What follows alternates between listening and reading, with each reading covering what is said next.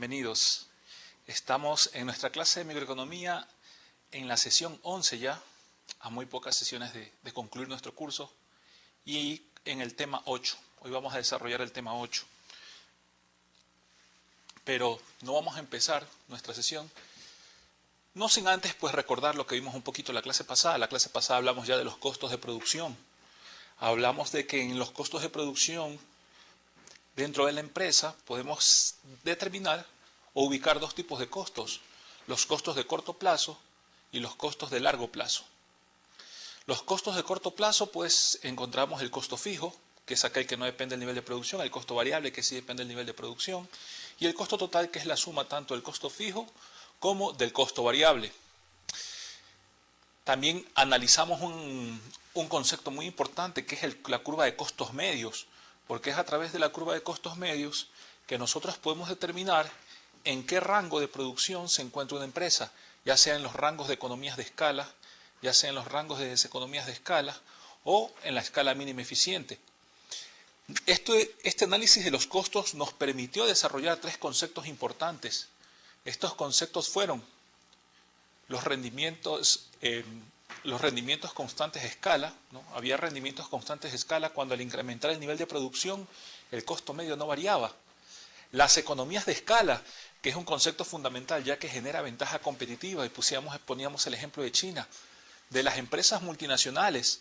El mismo objetivo de las fusiones y adquisiciones es desarrollo de economías de escala, predominio en el mercado, poder desarrollar una ventaja en relación a los competidores. Recuérdense, el mercado es como si fuera un campo de batalla, donde cada una de las empresas comienza a competir, comienza a enfrentarse con los competidores en precio, calidad, tecnología, canales de distribución, etcétera, ¿no? Pero también si logran generar alianzas estratégicas, o también si logran fusionarse.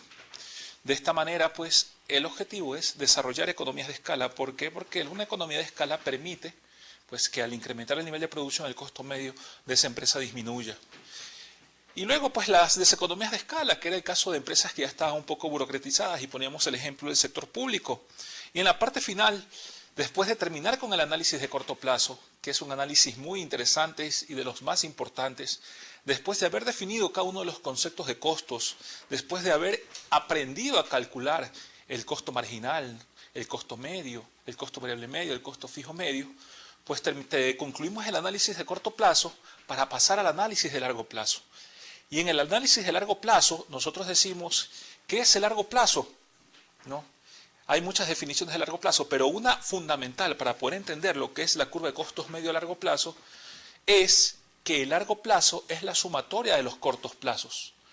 Ustedes tienen ahí en su pantalla, en la parte izquierda, tienen las curvas de costos y tienen una gráfica parecida a la que voy a poner en el pizarrón, ¿no? Parecida a la que voy a poner en el pizarrón. Aquí tienen pues el costo medio, en el eje de las Y tienen el costo medio, en el eje de las X tienen Q, la cantidad de producción, en el eje de las X tienen la cantidad de producción. Luego tenemos unas curvas así, ¿no? Una especie de curvas así, ¿no? Y luego pues tenemos ahí tenemos una curva, la tenemos de esa forma. Después tenemos una curva que va así.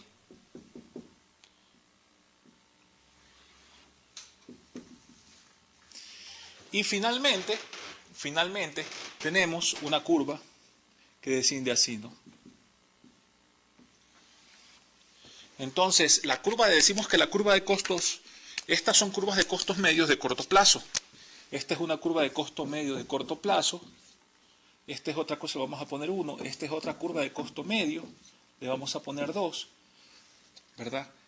Y esta de acá es otra curva de costo medio, la cual le vamos a llamar 3. Esas son las tres curvas de costos medios. Si yo voy con azul a señalar lo que está en negrito, voy a obtener la curva de costos medios de largo plazo. Esto de aquí.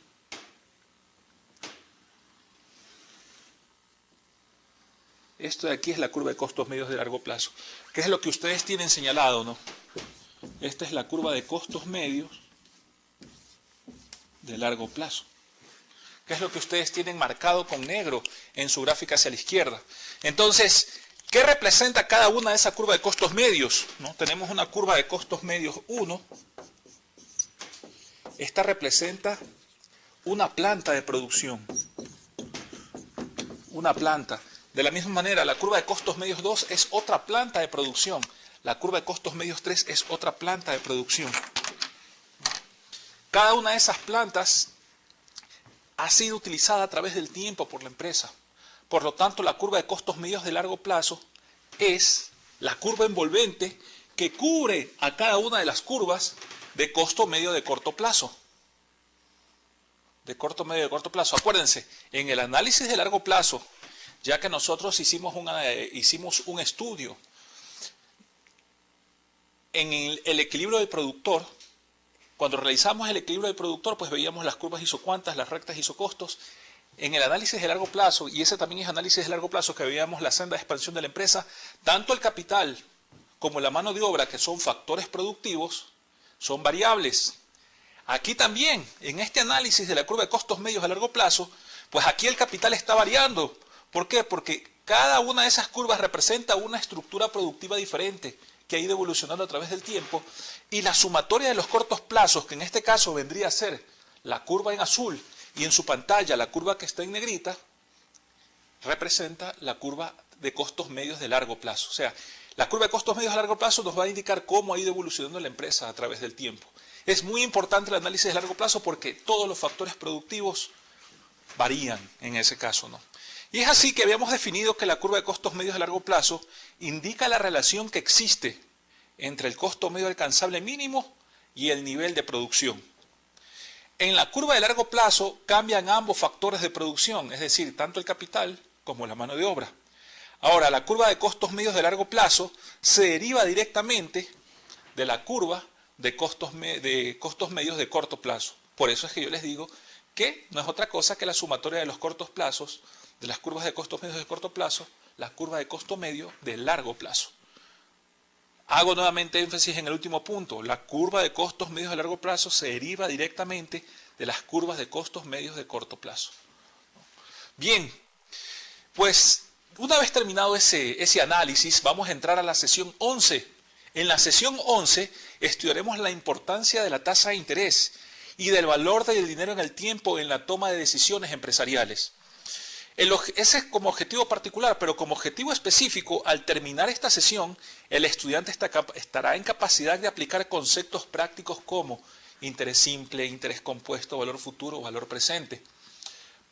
Estos conceptos son fundamentales porque el concepto de tasa de interés nos permite entender la importancia del valor del dinero en el tiempo. Y el valor futuro, el valor presente, el interés compuesto, y también hemos agregado unos conceptos como valor presente neto y valor económico añadido, nos ayudan a determinar la viabilidad, en el caso del valor presente neto, la viabilidad de un proyecto que nosotros tengamos, ¿no? De un proyecto empresarial. Y en el caso del valor económico añadido, que se le conoce con el nombre de EVA, por sus siglas en inglés, la traducción en español es valor económico añadido, el EVA nos permitirá determinar si en una empresa se está generando valor o no, fundamentalmente, ¿no? Esos conceptos. ¿Qué es la utilidad económica? Vamos al último punto, uno de los últimos puntos del capítulo 7, para luego entrar al capítulo 8. Ahí nosotros, del lado izquierdo de su pantalla, tenemos la línea roja, una curva de costos medios, que no es otra cosa que el costo total en que incurra la empresa en el proceso productivo dividido para el nivel de producción. La curva celeste es la curva de costo marginal, que no es, esa curva no nos indica otra cosa que, o sea, lo que nos indica fundamentalmente es que a medida que varía el nivel de producción de la empresa, también va a variar el costo de producción, es decir, el costo total. La curva de costo marginal siempre va a pasar por el punto mínimo, o sea, por el punto mínimo de la curva de costos medios. Por esa razón, donde se cruza la curva de costos medios y la curva de costos marginal, a ese punto que está en la gráfica como M, pues como lo vimos en la clase pasada, es la escala, se le denomina escala mínima eficiente. Cuando nosotros habíamos visto en el pizarrón, pues, que a partir de la curva de ingreso total y de la curva de costo total podíamos calcular la utilidad. Podríamos calcular la utilidad. A partir del análisis de la curva de costos medios también podemos calcular la utilidad. ¿Cómo se puede realizar esto? Voy a borrar todo.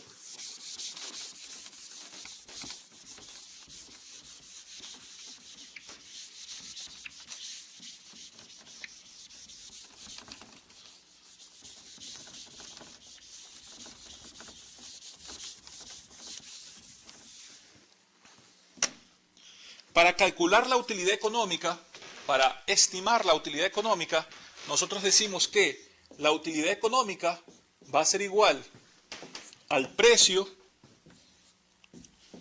menos el costo medio multiplicado por la cantidad de producción. Precio menos costo medio multiplicado por la cantidad de producción. Pero, ¿cuál es ese nivel óptimo que en su gráfica dice Q asterisco? ¿Cuál es ese nivel óptimo? ¿Cómo se determina ese nivel óptimo de producción? Generalmente ese nivel óptimo de producción, Q asterisco, es determinado o se determina mediante el punto en que el precio es igual al costo marginal. En el punto en que el precio es igual al costo marginal.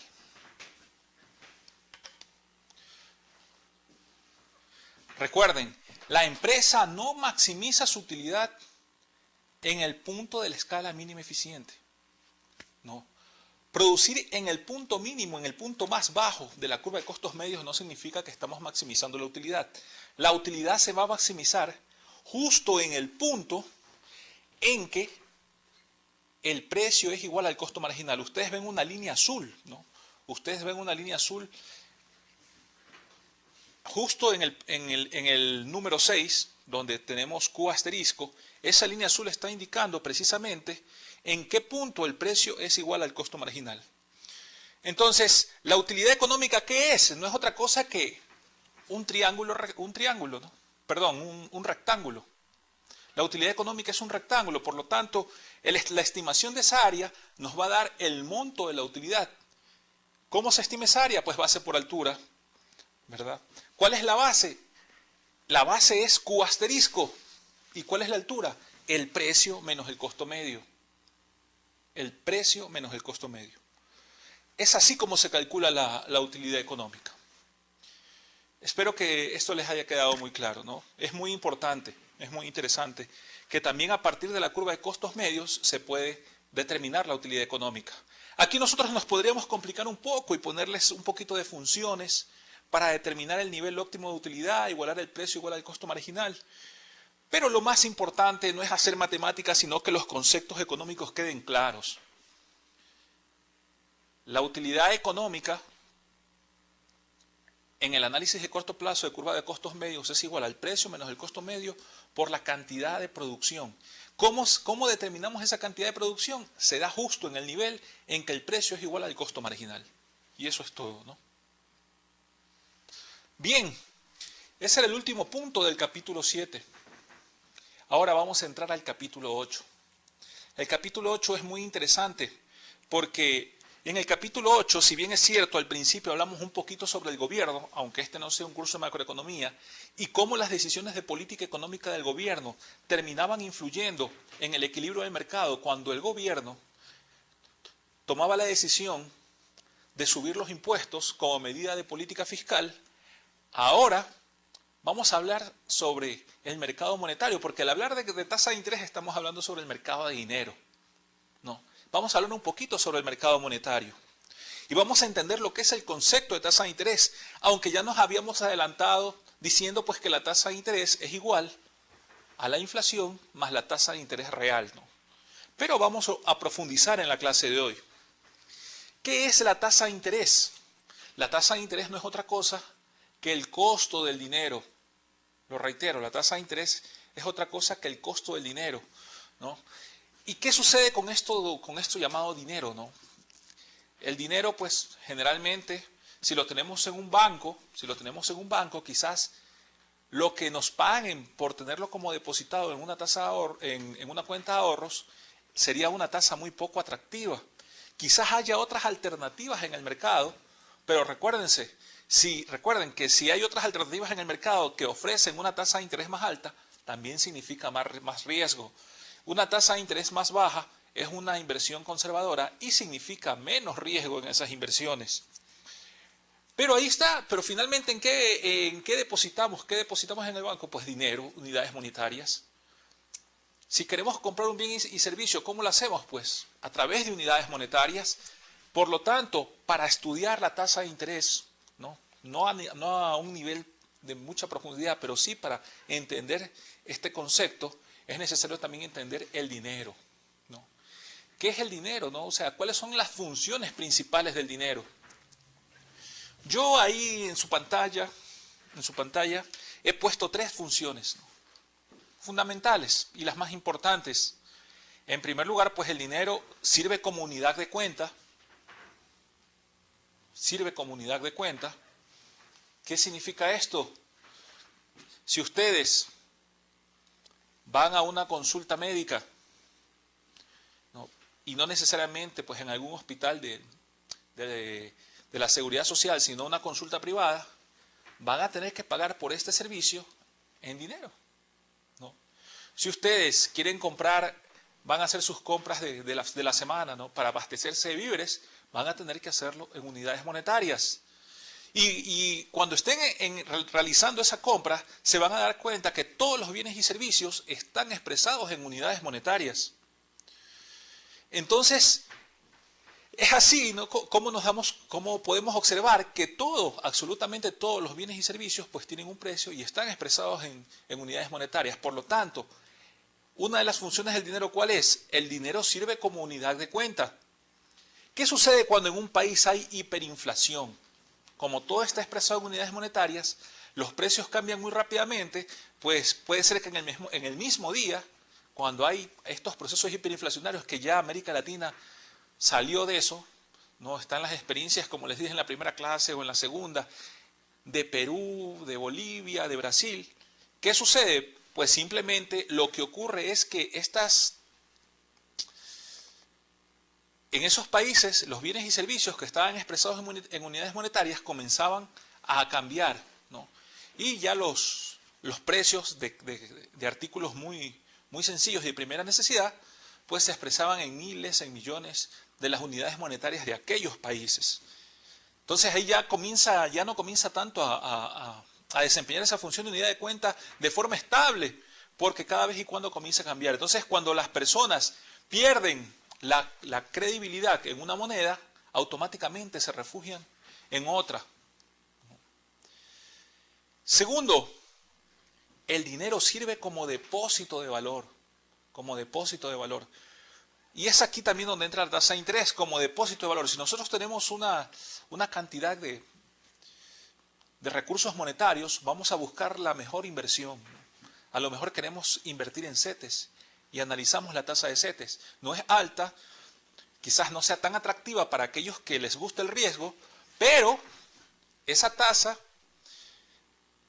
les da cierta confiabilidad, ¿no? Porque finalmente estamos comprando un papel del Estado, pues, y el Estado es el que está respaldando esa inversión que estamos haciendo, y aparte de eso estamos financiándolo en el déficit del gobierno. Entonces, esa es otra característica cuando hablamos de depósito de valor. El dinero sirve como depósito de valor, y es esa tasa de interés a la cual el banco está dispuesto a pagarnos por captar nuestro dinero la que ayuda a esta característica, a que a través del tiempo nuestros recursos monetarios no vayan perdiendo valor. ¿Por qué? Porque existe un concepto fundamental que se llama inflación, y la inflación es el crecimiento sostenido de los precios. Por lo tanto, 100 pesos del año pasado no son iguales a 100 pesos de ahora, porque el año pasado con 100 pesos yo podía comprar más bienes y servicios de los que puedo comprar actualmente. Y ahí está la diferencia y la clave de entender el valor del dinero del tiempo y por qué la importancia de la tasa de interés en el momento en que nosotros decidimos realizar una inversión o depositar en en una entidad bancaria, pues nuestros recursos monetarios, ¿no? Y por último, el dinero sirve como medio de cambio, como medio de cambio. Esto ahorra costos de transacción, ahorra muchísimo costos de transacción. Imagínense una economía sin dinero, los costos de transacción son altísimos. ¿Por qué? Porque si yo necesito como servicio quizás una consulta médica, también debo coincidir con algún doctor que necesite una clase de economía. Entonces, esos costos de búsqueda y esos costos de transacción serían muy altos. El dinero facilita el intercambio. Por esa razón sirve como medio de cambio. Esas tres características, cuando una moneda la pierde, automáticamente las personas que habitan en ese sistema económico buscan refugiarse en algo más seguro, ¿no? Por ejemplo, ahora pues que de alguna u otra manera ha habido cierta desconfianza con el dólar por el endeudamiento que existe en los Estados Unidos, tanto a nivel de su déficit fiscal como su déficit en balanza de pagos, en su cuenta corriente. Ese endeudamiento, pues los inversionistas extranjeros, los especuladores, sobre todo de corto plazo, ¿no?, que es la inversión especulativa, a largo plazo, inversión productiva, han buscado refugiarse en otras monedas, por ejemplo euros, o en metales como el oro y la plata. Buscan seguridad, ¿no? Buscan seguridad. ¿Cómo se fija esta tasa de interés, que es el costo del dinero, ¿no? Pues la tasa de interés, como es el costo del dinero, va a estar en función también de la oferta y demanda de fondos y del movimiento del sistema financiero. Pero ¿quién controla entonces esta oferta y demanda de fondos, que no es otra cosa que la cantidad de dinero que hay en el sistema? La institución encargada de controlar en todos los países se llama Banco Central, ¿no? En Estados Unidos lo conocemos con el nombre de Reserva Federal. Que antes era dirigido pues, por un economista muy famoso que sacó un libro sobre su vida, ¿no? Tanto en el gobierno, pues, en los diferentes gobiernos cuando estuvo al frente del Banco Central, pues con el señor Alan Greenspan, ¿no? Y que ahora pues está con el señor Bernanke al frente, ¿no? Entonces, aquí en México pues es Banco de México. Banco de México es el encargado de controlar la cantidad de dinero que hay en la economía, y esa cantidad de dinero que hay en la economía también pues va a determinar cuál es el nivel de inflación. Y el nivel de inflación, que es el crecimiento sostenido de los precios, tiene un impacto directo sobre la tasa de interés y en este caso sobre lo que conocemos con el nombre del costo del dinero. Las decisiones de política que toma el Banco de México pues se les conoce con el nombre de política monetaria. Y estas políticas monetarias que toma el Banco de México en función de cómo quiera manejar, pues cuáles son sus objetivos de mantener la tasa de interés alta, baja, etcétera, se llama política monetaria. Y la política monetaria puede ser expansiva, como la política monetaria también puede ser restrictiva. Cuando hablamos de una política monetaria expansiva, es que el Banco de México le está inyectando liquidez al sistema. Cuando hablamos de una política monetaria restrictiva, el Banco de México lo que está haciendo es recogiendo dinero del sistema. Y el objetivo es, pues, el control de la inflación y que tiene un impacto directo sobre la tasa de interés, ¿no? Sobre la tasa de interés. Entonces, como ya les había dicho, la inflación es el crecimiento sostenido de los precios y la inflación termina influyendo en la tasa de interés. Ahí tienen ustedes una pequeña formulita que nos dice que esta tasa de interés, que se la conoce con el nombre de tasa de interés nominal, ¿verdad? Esa tasa de interés que se la conoce con el nombre de tasa de interés nominal es igual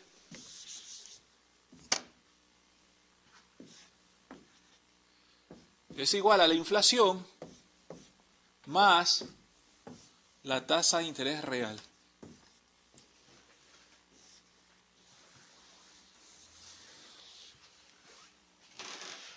Por lo tanto, si yo quiero estimar la tasa de interés real, yo puedo decir que la tasa de interés real es igual a la inflación menos a la tasa de interés nominal menos la inflación. Siempre van a encontrar como pi a la inflación, ¿no? Así se conoce pi, 3.1416, pero no es 3.1416, sino como el símbolo que se le da a la inflación. También pues se suele decir que la tasa de interés real, generalmente cuando hay inflaciones con altos dígitos, es la tasa de interés nominal menos la inflación sobre 1 más la inflación. Y es así como se estima la tasa de interés real. Es así como se estima la tasa de interés real. También el Banco de México, para controlar esta tasa de interés, tiene algunas herramientas, ¿no? Uno, por ejemplo, es el encaje bancario. ¿O no? El encaje bancario es una herramienta de política monetaria que le permite al Banco Central aumentar, inyectar liquidez a la economía o retirar circulante de la economía. Es una herramienta. Otra, pues, la que se conoce con el nombre de operaciones de mercado abierto. Esas operaciones de mercado abierto significa que el Banco Central sale a ofrecer o a vender bonos. ¿No? Si sale a ofrecer bonos, es para que a una tasa atractiva, entonces está retirando recursos del sistema, está retirando liquidez del sistema. Si sale a comprar bonos, está inyectando recursos del sistema. Y también pues el Banco Central, subiendo o bajando las tasas, también puede controlar el crédito, ¿no? El crédito que le da a los otros bancos. ¿Qué ocurre? El dinero tiene un efecto multiplicador. El dinero tiene un efecto multiplicador. Y eso es muy importante, ¿no? Es muy importante entenderlo, sobre todo cuando se hace un análisis de lo que es la política monetaria.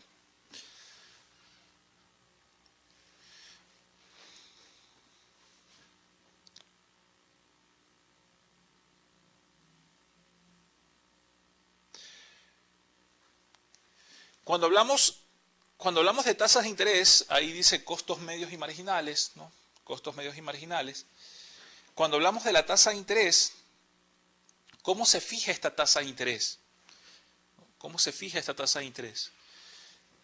Ahí tenemos que dice costos medios y marginales, pues es el 8.1 sigue siendo tasa de interés, ¿no? Hay un lapsus, ¿no? ¿Qué ocurre? ¿Cómo se fija esa tasa de interés? Esto ya lo habíamos visto. La determinación de la tasa de interés se da en el libre juego de la oferta y la demanda de fondos en el sistema financiero. Por un lado tenemos la demanda por inversión, que es la línea azul, y por otro lado tenemos la oferta de fondos o el ahorro, que es la línea roja. En este libre juego de la oferta y la demanda, se fija la tasa de interés y llegamos a un punto de equilibrio en el mercado. Ahora, la demanda de fondos, cuando hablamos de demanda de fondos, es la demanda por inversión. Estamos hablando de la demanda por inversión. Cuando hablamos de la demanda de fondos, estamos hablando de la demanda por inversión. Y cuando hablamos de la oferta de fondos, estamos hablando del ahorro. Recuerda, mientras más alta es la tasa de interés en el mercado, mayor será el riesgo financiero. Ahora, ya habíamos visto que la racionalidad de los agentes, ¿no? Las empresas van a demandar menos crédito cuando la tasa de interés es alta. Por esa razón, la curva de la demanda de inversión, que es la línea celeste, tiene pendiente negativa. Y las empresas van a demandar más crédito, pues cuando la tasa de interés es baja. Por eso tiene la pendiente negativa, la demanda por inversión. En cambio, el ahorro es diferente. Una tasa más atractiva, sobre todo si yo soy una persona que no tiene tanta aversión al riesgo, pues va a incrementar el nivel de ahorro. Muchas veces muchos economistas mencionan que lo importante es que las tasas de ahorro dentro de la economía crezcan. ¿Por qué dicen esto? Pues simplemente un incremento del ahorro va a provocar que esa curva roja se mueva hacia la derecha.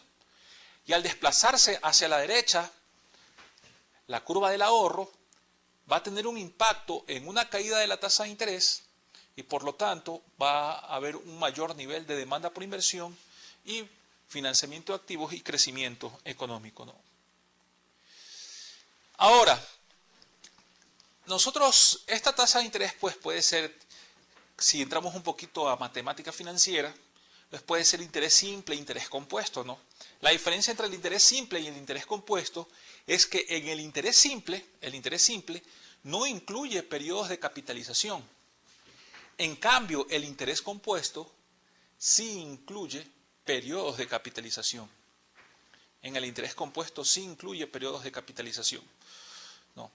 En una inversión, por ejemplo, cuando pues siempre las inversiones son de interés compuesto, más no de interés simple, ¿no?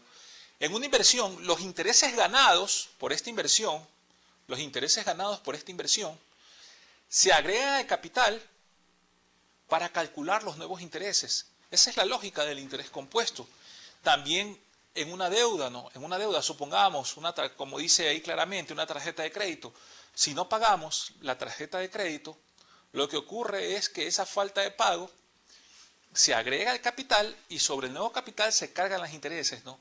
Entonces, ahí queda claro, en esos dos ejemplos queda claramente explicado que la tasa de interés compuesto sí incluye periodos de capitalización, a diferencia de la tasa de interés simple que no las incluye, ¿no? Ahora, cuando hablamos pues de interés compuesto, tenemos que identificar dos conceptos fundamentales, ¿no? Que son el valor futuro y el valor presente, ¿no? Como incluye periodos de capitalización, nosotros podemos decir lo siguiente. Voy a borrar.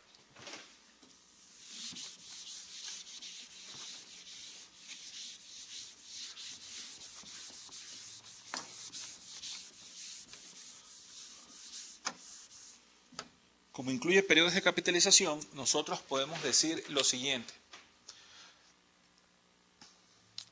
Podemos decir que el valor futuro, al valor futuro se lo conoce como monto, al valor presente se lo conoce como capital. Al valor futuro se lo conoce como monto, al valor presente se lo conoce como capital. ¿Qué ocurre? Para estimar el valor futuro, por eso le pongo BF, ese valor futuro ¿a qué va a ser igual? Va a ser igual al valor presente multiplicado por 1 más la tasa de interés elevado a la n. El valor futuro ¿a qué es igual? Es igual al valor presente multiplicado por 1 más la tasa de interés elevado a la n. Y el valor presente, en cambio, es igual al valor futuro sobre 1 más la tasa de interés elevado a la n. El valor futuro es igual al valor presente multiplicado por 1 más la tasa de interés elevado a la n, y el valor presente es igual al valor futuro entre 1 más la tasa de interés elevada a la n. Así se calcula el valor presente y el valor futuro, donde n no es otra cosa, como ustedes lo tienen en su pantalla. BP, ¿qué es? BP es el valor presente. BF es el valor futuro. Generalmente al valor presente se le conoce con el nombre de capital, al valor futuro con el nombre de monto, y es la tasa de interés. Esa tasa de interés nominal, esa que vimos, ¿no? Inflación más la tasa de interés real. Tasa de interés real igual a tasa de interés nominal menos inflación. Y n, ¿qué es n? N no es otra cosa que el número de periodos. N no es otra cosa que el número de periodos. Vamos a hacer un pequeño ejemplo, ¿no? Ahí lo tenemos claramente, ¿no? El ejemplo nos dice, determinar el valor futuro de una inversión de 5 millones a una tasa de interés del 10% anual en 5 años. A una tasa de interés del 10% anual en 5 años. ¿Qué tienen a la derecha de su cuadro? Tienen pues los años y cómo esa inversión de 5 millones va aumentando a través del tiempo. Ahí tiene un signo menos porque generalmente cuando ustedes ingresan la información en la hoja de cálculo para que su resultado les dé positivo, tienen que ponerles pues un signo negativo. Entonces, el 10% de 5 millones, ¿cuánto es? Es 500.000. Entonces, en el primer año vamos a tener 5.500.000. Pero en el segundo año Vamos a calcular el 10% de esos 5.500.000 y vamos a obtener 6.050.000.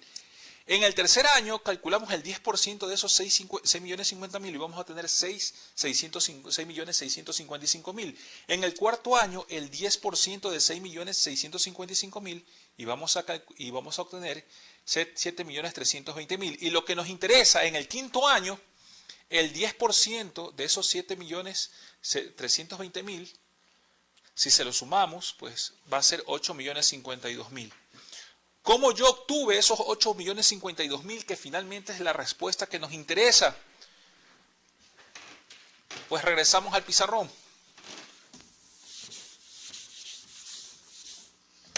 Lo que hice fue lo siguiente. Valor futuro es igual a los 5 millones, vamos a ponerle así, ¿no? Multiplicado por 1 más 0.1 elevado a la quinta. Por lo tanto, el valor futuro, ¿a qué es igual? A 8.052.550.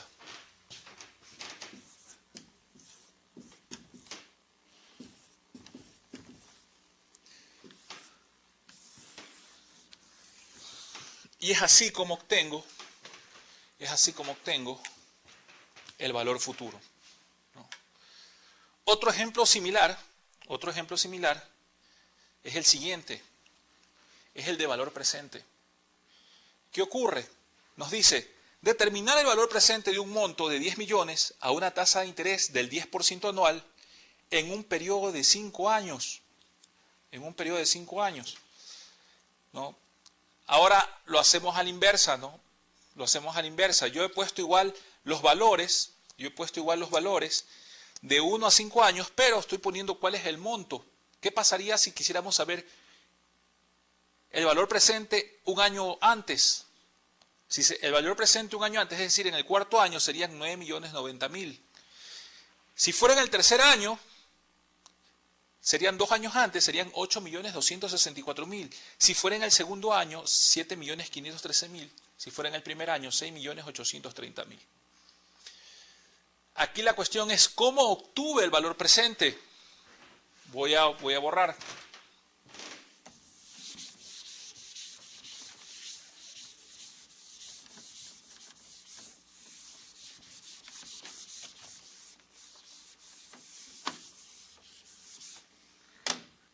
¿Cómo obtuve el valor presente?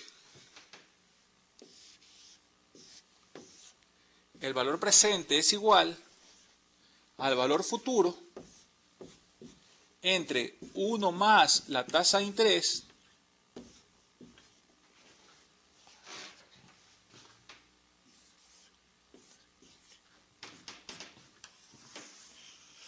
¿Cuánto es el valor futuro?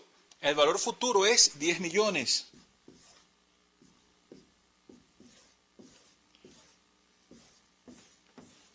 Entre 1 más, ¿cuánto es la tasa de interés? La tasa de interés es 0.1 elevado a la 5. Si resolvemos esa operación,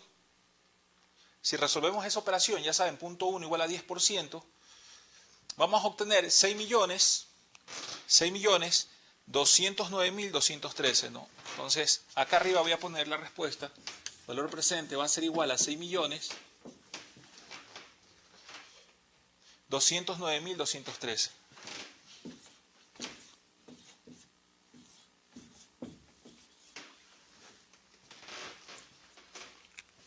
$6.209.213. Ahí tenemos el monto del valor presente. Pero, si nos queremos adelantar un poco, porque aunque este es un curso básico, ¿no?, de microeconomía, en el futuro, pues, siguiendo esta licenciatura van a ver este tipo de cosas, ¿no? Sobre todo en evaluación de proyectos. Existe una medida fundamental, pues, que se basa, pues, a partir de estos conceptos para determinar la factibilidad de un proyecto.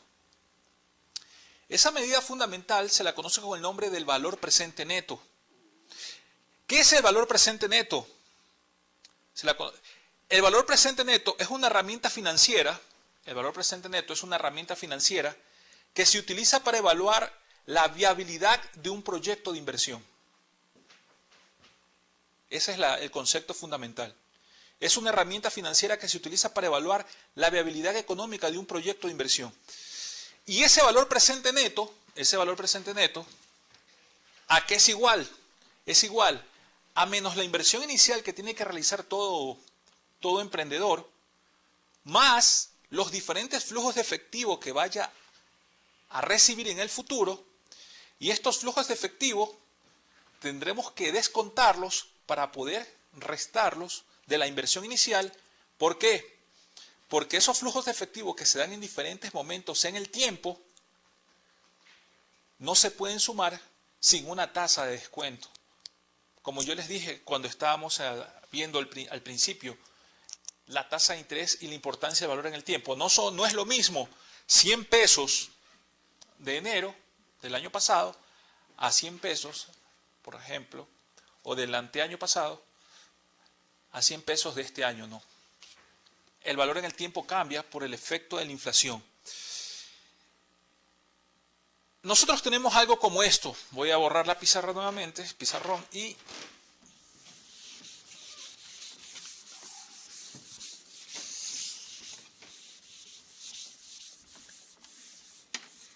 tenemos algo como esto, que el valor presente neto es igual a menos la inversión inicial más el flujo de efectivo 1 entre 1 más la tasa de interés más el flujo de efectivo 2 entre 1 más la tasa de interés al cuadrado más, acá vamos a poner, el flujo de efectivo 3 entre 1 más la tasa de interés al cubo más, pues, todos los flujos que va a depender del número de tiempo que queramos evaluar, ¿no? Así obtenemos el valor presente neto. Ahora, ¿qué es esto del flujo? Simplemente F, que es el flujo, representa, eso es igual a los ingresos de la empresa menos los egresos. Los ingresos menos los egresos. Es así como se calcula los flujos, ¿no? Se descuentan esos flujos, los restamos menos la inversión inicial, y si el valor presente neto nos da una cantidad positiva, pues este proyecto es viable, este proyecto podríamos decir que es rentable. Otro concepto importante es, y está muy de moda pues en las empresas, hablar de la generación de valor. Ya no se habla tanto de la maximización de la utilidad, del beneficio, sino se habla, bueno, la empresa está generando valor. Aunque esto ya es adelantarme un poco en materia, tomando en cuenta que es un curso uno de los principales, de los básicos de economía, podemos decir, ¿no? Podemos definirlo de forma muy sencilla, que el valor económico añadido, o EVA, es igual a la utilidad operacional menos la tasa de interés, que vendría a ser el costo de oportunidad, multiplicado por el capital, ¿no? Ya saben que ustedes tienen en una empresa pues su balance, y ese balance es igual a activo, pasivo y capital. Entonces, ¿el activo a qué es igual? Es igual al pasivo más el capital.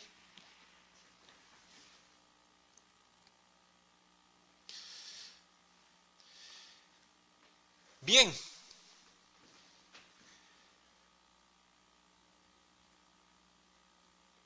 ¿Qué vamos a ver ahora? Pues vamos a entrar al análisis de lo que son las estructuras de mercado. Las estructuras de mercado. Es decir, ya entramos en el capítulo 9. Recuérdense que tenemos solamente 10 unidades y ya pues es el penúltimo capítulo. Ya habíamos definido el mercado cuando estudiamos la demanda, cuando estudiamos la oferta, cuando vimos la interacción entre consumidores y productores, y podemos decir que el mercado es el lugar donde oferentes y demandantes se ponen de acuerdo, en precios y cantidades. Ahora, existen varios tipos de mercado.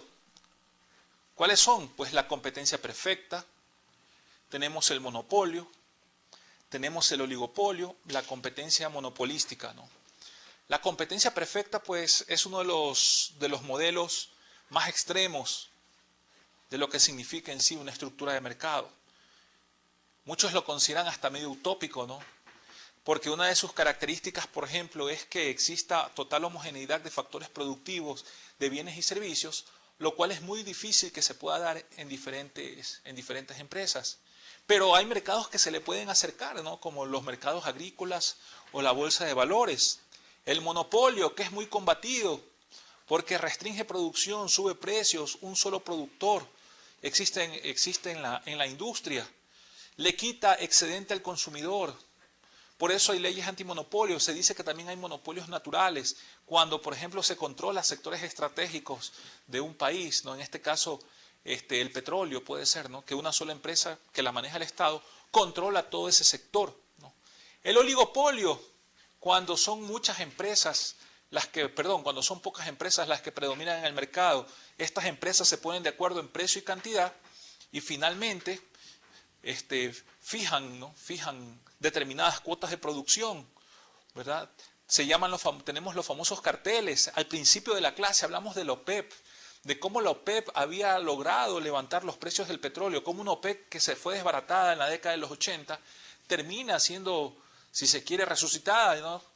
en los actuales tiempos, y esta OPEP controla el precio del petróleo, pero también le fija a cada uno de los países miembros una cuota de producción para que el precio de las materias primas no se venga abajo y para que esta relación entre los países del norte y los países del sur no sea tan desigual, ya que los países del sur generalmente son exportadores de energéticos y de materias primas y los del norte de tecnología y de bienes de capital, y no haya esta distorsión en los términos de intercambio en el comercio exterior, ¿no? Y la competencia monopolística, pues que son muchas empresas que hay en el mercado, pero que no tienen homogeneidad, ¿no? Ni en sus factores productivos, ¿no? Quizás en sus bienes y servicios. Entonces, algunos productos que venden son pues sustitutos. Y pues la competencia monopolística tiene una forma muy parecida a su curva de demanda, pues ya no es como la competencia perfecta, que cuando hablamos de competencia perfecta, todas las empresas no tienen la capacidad de fijar un precio en el mercado. En la competencia monopolística, pues, y por esa razón, la curva de la demanda de la competencia perfecta es, valga la redundancia, perfectamente elástica. En la competencia monopolística tiene una pendiente negativa, ¿no? Pero para poder entrar, pues vamos a hacer un poquito un resumen y un análisis de lo que es una empresa, ¿no? ¿Qué es lo que a ustedes les interesa en esta licenciatura de Administración y Comercialización? Es donde ustedes van a desenvolverse finalmente, ¿no? Podemos decir que la empresa es una institución que contrata factores de la producción para elaborar y vender bienes y servicios en el mercado, ¿no? Sí, como lo vimos la primera clase en el cuadro del flujo circular de la economía. La empresa es una institución que contrata factores de la producción para elaborar y vender servicios en el mercado. Las empresas existen debido al principio de la escasez. ¿Por qué razón? Pues nosotros sabemos, pues el principal problema de la economía, las necesidades son ilimitadas, los bienes son escasos, pero permiten que obtengamos más de los recursos escasos. Las empresas permiten que podamos obtener más de los recursos escasos. Y siempre las empresas deben de tomar este tipo de decisiones. ¿Qué bienes y servicios producir? ¿Cuáles factores de la producción debe producir la empresa? ¿No? Muchas veces las mismas empresas producen factores de la producción para transformar estos insumos que reciben, ¿verdad? O que compran de sus proveedores en productos o en bienes terminados. ¿Qué técnica de producción utilizar? Como vimos, ¿no? Intensiva en mano de obra, intensiva en capital. Va a depender mucho del desarrollo de la tecnología también. ¿Qué factores de la producción emplear y en qué cantidades? ¿Cómo organizar su estructura gerencial? No, pues hay empresas que las empresas modernas piensan que lo más adecuado es tener una estructura organizacional plana. Se considera que no es tan eficiente tener una estructura organizacional de muchísimos niveles, porque la información finalmente no fluye con gran eficiencia de arriba hacia abajo y de abajo hacia arriba. ¿Cómo organizar su estructura gerencial? ¿Cómo compensar a sus factores de la producción de producción y proveedores, por ejemplo, ustedes que están estudiando comercialización, ¿no? Ventas, el sistema de compensación es básico, ¿no? Es importante. Un adecuado sistema de compensación donde exista motivación para el vendedor va a ayudar a que la empresa crezca, ¿no? Crezca y que incremente su nivel de ventas. En cambio, una empresa donde no hay claridad en la forma de evaluar el desempeño de las personas, donde no hay claridad en un sistema de compensación, donde se aplica excesivamente, y yo me atrevería a decir, la flexibilización laboral, ¿no? Entonces eso genera incertidumbre, digamos, en el vendedor, en el empleado. No terminan sintiéndose parte de la organización. Y eso lleva consigo, pues, o dirige o termina a la empresa dirigiéndola hacia cierta ineficiencia, ¿no? Y no cumpliendo sus metas de acuerdo a los presupuestos que se planifican desde el principio de año. Ahora, ¿cómo se organizan las empresas? Aquí no vamos a ver, pues, todos los tipos de sociedades, ¿no? Simplemente de forma muy general podemos decir que las empresas se organizan en propiedad. Las formas en las que organizan las empresas son propiedad, sociedad y corporación. Ustedes pueden complementar todos estos puntos en la lectura, pues, del libro de microeconomía de Parkin, que es el libro que estamos siguiendo y que se señala, pues, las páginas y los capítulos en sus actividades. Una propiedad, se dice que una empresa es una propiedad en donde existe un solo dueño y su irresponsabilidad es ilimitada, ¿no? Un solo dueño que muchas veces es el jefe de familia y que está pensando en trasladar esta empresa a su siguiente generación, a su hijo, ¿no? Un solo dueño en que existe una responsabilidad ilimitada. Dos, una sociedad es una empresa, en cambio, que tiene dos, ¿no? Que tiene dos o más dueños, ¿no? Y que su responsabilidad también es ilimitada. En cambio, ya cuando hablamos de una corporación, ya estamos hablando de muchísimos accionistas. Muchas veces estas corporaciones, pues, lo que hacen es ofrecer los papeles en la bolsa de valores para que la gente invierta en esas acciones. Ahí, pues, los dueños de las acciones tienen una responsabilidad limitada, o los accionistas, ¿no? Eso es muy importante, entender la empresa. ¿Por qué? Porque dentro de esta empresa, estas empresas son las que forman parte en conjunto de las diferentes estructuras de mercado, ¿no? Por ejemplo, cuando hablamos de la competencia perfecta, cuando hablamos exclusivamente de la competencia perfecta, estamos hablando de muchísimas empresas. Cuando hablamos del monopolio de una empresa, del oligopolio de pocas empresas. Pero es necesario entender el concepto en sí, ¿no? ¿Cuál es su objetivo? ¿Qué problemas deben de resolver? ¿Cuáles son los sistemas de factores de producción que necesitan ellos aplicar? ¿Qué factores de producción producir? O a lo mejor necesitan comprar del mercado. Esa es una decisión importante dentro de una empresa. Si usa el mercado o no lo usa, ¿verdad? Para la compra de sus factores productivos. Hay veces que incluso, pues, se habla de integración vertical, ¿no? Donde incluso ellos mismos producen sus materias primas, los transforman en productos terminados, y también la misma empresa tiene dueños, son los dueños de los canales de distribución. Como conclusión en esta clase podemos decir que otro método de calcular la utilidad económica es mediante la diferencia entre el precio del mercado y el costo medio multiplicado por el nivel de producción. Esa es la forma. Pero, ¿cómo determinar el nivel de producción?